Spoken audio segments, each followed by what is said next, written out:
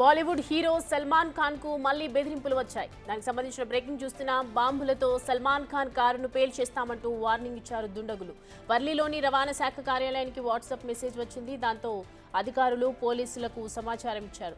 Warli PS case నమోదు చేశారు. గత ఏడాది సల్మాన్ ఇంటి దగ్గర కాల్పులు జరిపారు దుండగులు. దాంతో ఆయనకు గన్మెన్లను కేటాయించారు. సల్మాన్ ఖాన్ ను చంపేస్తామంటూ కొన్ని రోజులుగా లారెన్స్ బిష్నోయ్ గ్యాంగ్ బెదిరింపులకు పాల్పడుతోంది.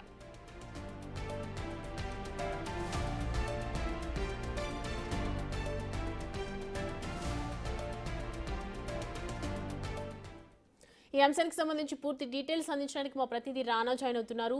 రానా, సల్మాన్ ఖాన్ కు మళ్లీ బెదిరింపుల వెనుక అసలు ఎవరు పాల్పడింది ఎవరు అనే ఇన్ఫర్మేషన్ ఉందా?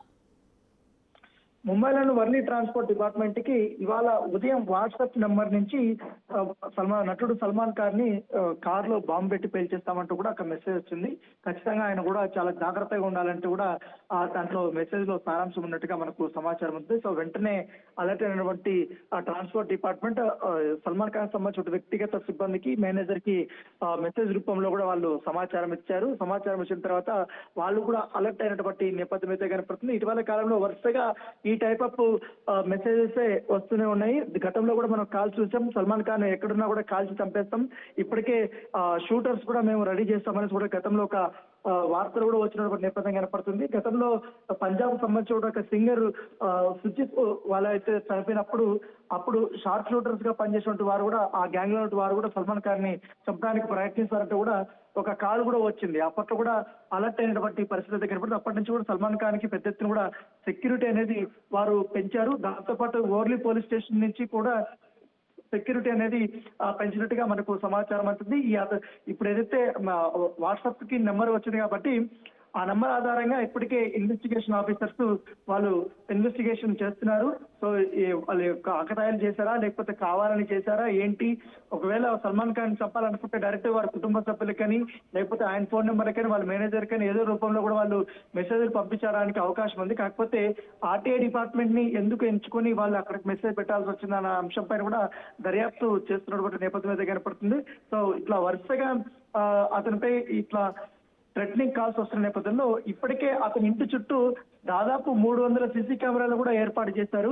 దాంతోపాటు ముంబైలో అతను ఉన్నటువంటి గెలాక్సీ అపార్ట్మెంట్ ఏదవుతుందో అపార్ట్మెంట్ ఉన్నటువంటి రైట్ సైడ్ కానీ లెఫ్ట్ సైడ్ కానీ దాదాపు కిలోమీటర్ వరకు కూడా సీసీ కెమెరాలు భారీ స్థాయిలో కూడా వారు ఏర్పాటు చేశారు. ఎవరు వస్తున్నారు, ఎవరు పోతున్నారు, దాంతోపాటు సల్మాన్ ఖాన్ మూవ్మెంట్ ఉంటా కూడా ఇంటి నుంచి కూడా స్టూడియోకి వెళ్ళడం కానీ లేకపోతే షూటింగ్స్ వెళ్లే సమయంలో కూడా అతనికి పూర్తి స్థాయి భద్రత కూడా వారు కల్పిస్తున్నారు. ఒకవేళ అదర్ స్టేట్స్ కి వెళ్ళేటప్పుడు కూడా ఎయిర్పోర్ట్ లో భారీ భద్రత అనేది ఏర్పాటు చేస్తున్నటువంటి నేపథ్యం కాబట్టి సో ఇప్పుడు మరొకసారి ఈ యొక్క థ్రెటనింగ్ మెసేజ్ వచ్చింది కాబట్టి దీన్ని పూర్తిగా సీరియస్ గా తీసుకొని దర్యాప్తు చేస్తామని కూడా Mumbai Worli police station officers అయితే చెప్తున్నారు.